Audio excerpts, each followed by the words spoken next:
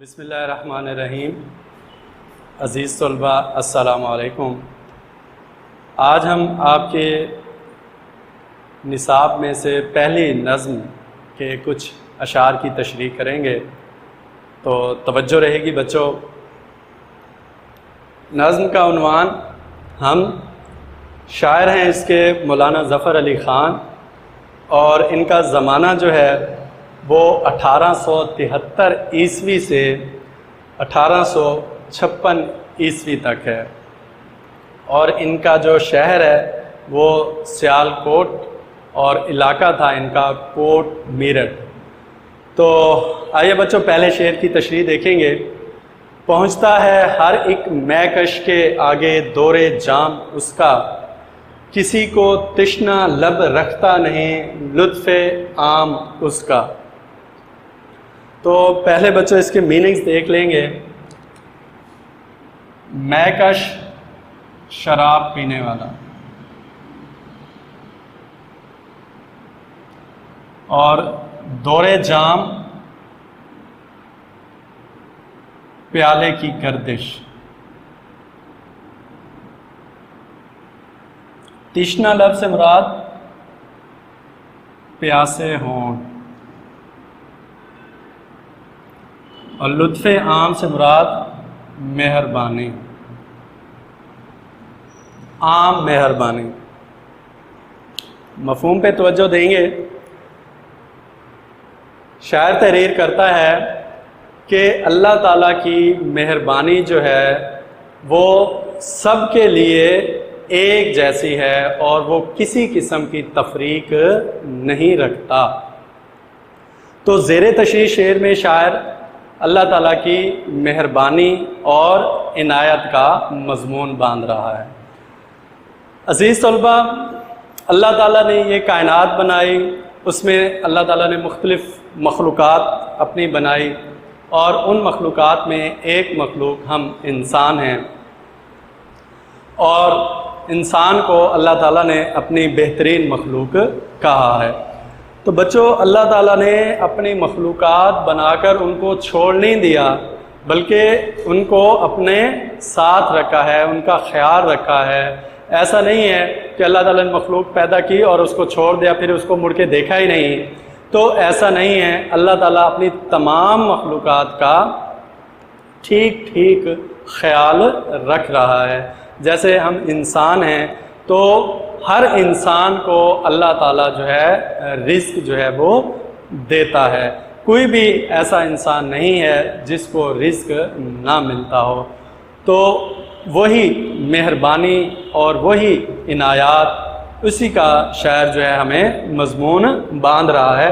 شاعر تحریر کرتا ہے کہ اس معاشرے میں تو تفریق ہے، لیکن اللہ تعالیٰ کے یہاں ہمیں کوئی تفریق نظر نہیں آتی۔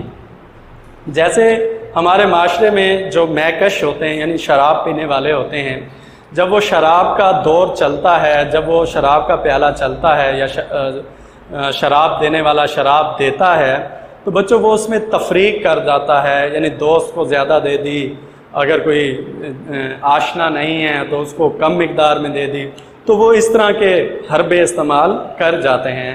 لیکن شاعر کہتا ہے دنیا والے تو ایسی تفریق رکھتے ہیں، لیکن اللہ تعالیٰ جو ہے وہ بالکل تفریق نہیں کرتا، بلکہ اللہ تعالیٰ قرآن مجید میں بھی فرماتا ہے کہ تمام انسان برابر ہیں سوائے تقوی کے۔ تو اللہ تعالیٰ کے یہاں ایسی تفریق نہیں ہے۔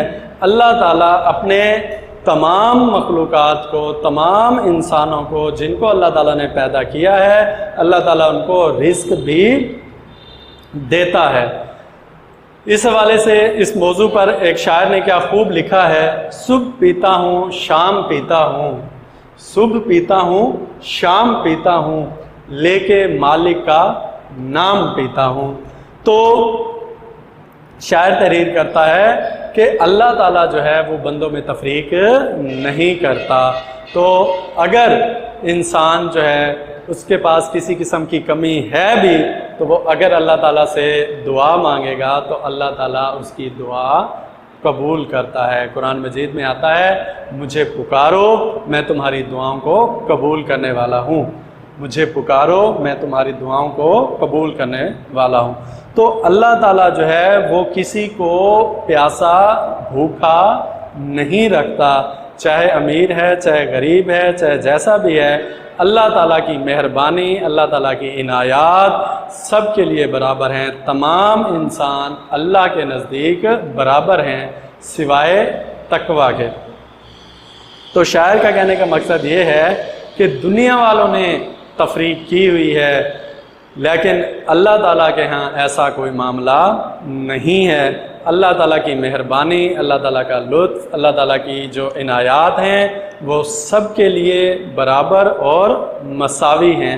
اس حوالے سے ایک اور شاعر نے کیا خوب لکھا ہے، کبھی جو دیر سے لوٹوں تو میری ماں کی طرح، کبھی جو دیر سے لوٹوں تو میری ماں کی طرح میرے حصے کا رزق نکال رکھتا ہے۔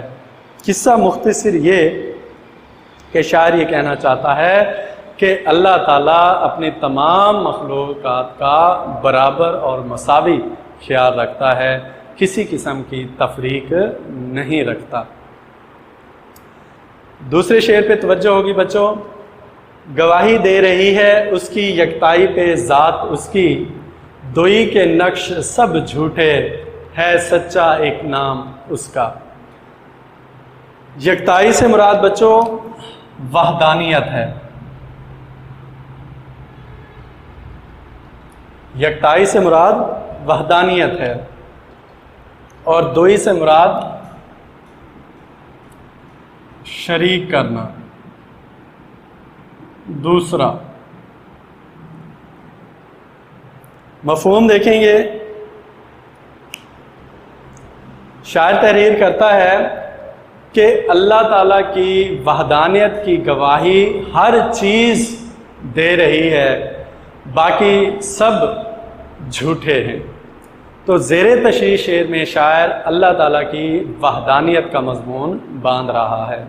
شاعر تحریر کرتا ہے کہ یہ دنیا، یہ پوری کائنات اور اس کائنات کا ایک چھوٹے سے چھوٹا ذرہ بھی، اس سے لے کر اس پوری بڑی کائنات تک ہر چیز اللہ تعالیٰ کی وحدانیت کی گواہی دے رہی ہے۔ خود خدا قرآن مجید میں اپنی وحدانیت کا اظہار کر رہا ہے۔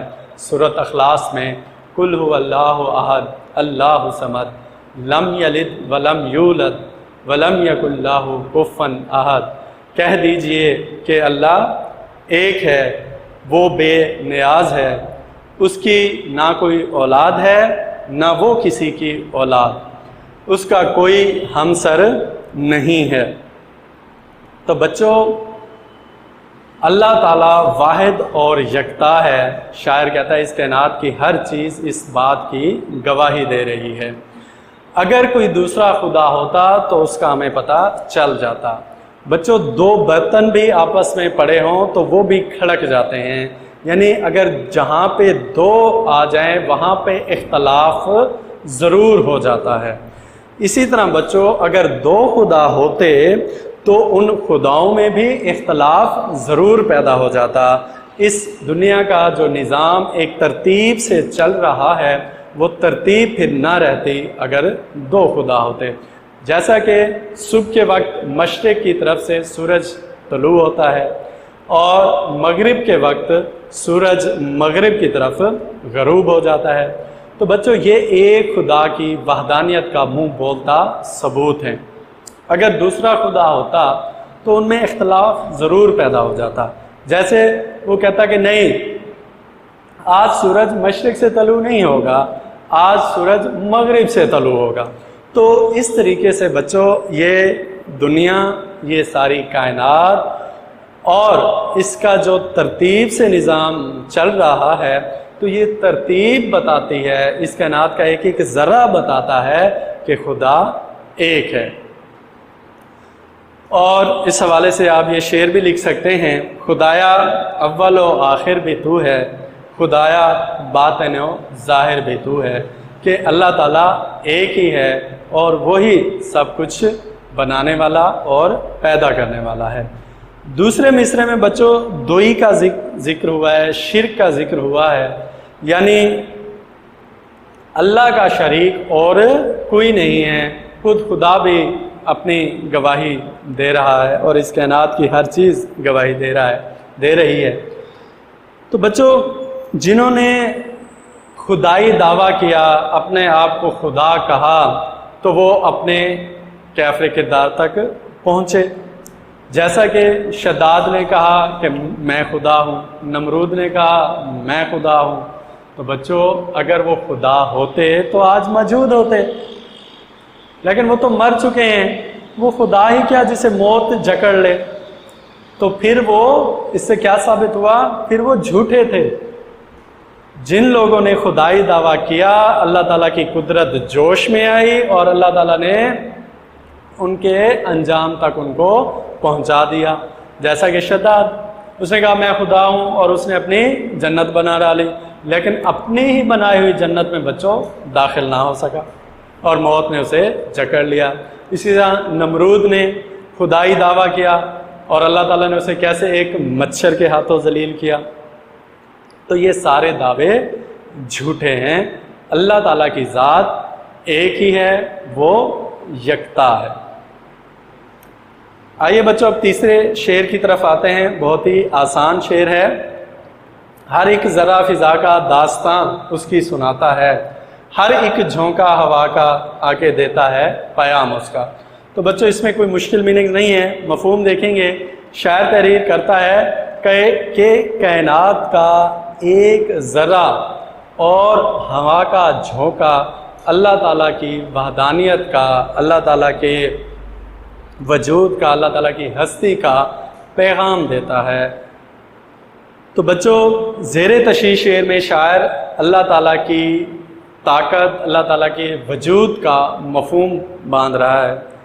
بچوں ہم اس کائنات میں رہتے ہیں، ہم اس کائنات میں زندگی بسر کرتے ہیں، تو بہت سی چیزیں ہمارے آنکھوں کے سامنے سے گزرتی ہیں، جیسا کہ یہ ایک کمرہ جہاں پہ میں یہ لیکچر دے رہا ہوں، تو اس کمرے کو دیکھ کر ہمارے ذہن میں آتا ہے کہ کوئی اس کا خالق ہے جس نے اس کمرے کو بنایا ہے۔ اسی طرح درخت ہیں، پہاڑ ہیں، یہ زمین ہے، یہ آسمان ہے، تو ان سب چیزوں کو دیکھ کر اس کے خالق کا ذہن میں آتا ہے۔ جیسے کمرے کو بنانے والا، کمرے کا خالق کون ہے؟ ایک معمار ہے۔ یہ کرسیاں ہیں، کرسی کو بنانے والا کون ہے؟ جی ان کو بنانے والا بڑھائی ہے۔ یہ پنکھے ہیں، جی ان کو بنانے والا کون ہے؟ اب پنکھے جو ہے وہ کوئی کسان تو نہیں بنا سکتا نا، ایک الیکٹریشین ہی پنکھے بنائے گا۔ تو اسی طرح بچوں جب ان چھوٹی چھوٹی چیزوں کا کوئی بنانے والا ہے، ان چھوٹی چھوٹی چیزوں کو کوئی خلق کرنے والا ہے، تو اتنی بڑی جو کائنات ہے تو اس کا بھی تو کوئی بنانے والا ہوگا، تو اس کا خالق اور مالک اللہ تعالیٰ ہے۔ یہ زمین، یہ آسمان، یہ بڑے بڑے پہاڑ اور بغیر کسی سہارے کے، بغیر کسی ستون کے یہ آسمان، تو بچوں ان چھوٹی چھوٹی چیزوں کو بنانے والا جب کوئی ہے تو اتنے بڑے آسمان، اتنے بڑے بڑے پہاڑ اور یہ درخت، میٹھے میٹھے پھل، خوشبودار پھول، ان کو بھی تو خلق کرنے والا کوئی نہ کوئی ہے، تو وہ ذات اللہ تعالیٰ کی ہے۔ تو یہی بات ہمیں شاعر جو ہے وہ اللہ تعالیٰ کے وجود کے بارے میں بتا رہا ہے کہ کائنات کا ایک چھوٹے سے چھوٹا ذرہ جو ہے وہ اللہ تعالیٰ کے خالق اور مالک ہونے کی کہانی پیش کرتا ہے کہ مجھے میرے خالق یعنی اللہ تعالیٰ نے تخلیق کیا ہے، اللہ تعالیٰ نے بنایا ہے۔ اسی طرح بچوں یہ ہوا جو چلتی ہے تو اس کا بھی خالق اور مالک اللہ تعالیٰ ہے، یہ بھی آ کر اسی کا پیغام دیتی ہے، اور جیسے ہی ہوا کا ہمیں احساس ہوتا ہے تو ہمیں یہ محسوس ہوتا ہے کہ اس ہوا کو بھی خلق کرنے والا کوئی ہے، اور وہ اللہ تعالیٰ ہے جو واحد اور یکتا ہے، وہی طاقت رکھنے والا ہے۔ تو اس کائنات کی ہر ایک چیز اللہ تعالیٰ کی وحدانیت کا منہ بولتا ثبوت ہے۔ قصہ مختصر یہ کہ ایک چینٹی سے لے کر ہاتھی جیسے بھاری بھرکم جانور تک اور زمین سے لے کر آسمان تک اس پوری کائنات کا خالق اور مالک اللہ تعالیٰ ہے۔ اس حوالے سے آپ یہ شعر دیکھیں گے کہ اسی کا جلوہ ہے چاروں طرف، ہزاروں نشاں ہیں ہزاروں طرف۔ تو اس کائنات کا ایک ایک ذرہ یہ منہ بولتا ثبوت ہے کہ اللہ تعالیٰ واحد اور یکتا ہے، اور اللہ تعالیٰ نے ہی اس کائنات کو خلق کیا ہے۔ اسی طرح ایک قرآنی حوالہ بھی آپ لکھ سکتے ہیں کہ بے شک دن اور رات کے تبدیل ہونے میں عقل والوں کے لیے نشانیاں ہیں۔ یعنی یہ جو سارا نظام ہے اس کائنات کا، اسے اللہ تعالیٰ چلا رہا ہے، اور یہ ہمارے لیے نشانیاں ہیں، یہ عقل والوں کے لیے، یہ ہم انسانوں کے لیے یہ نشانی ہے کہ اس کا خالق اور مالک کوئی ہے، اور وہ خالق اور مالک اللہ تعالیٰ ہے۔ اوکے بچوں، اللہ حافظ۔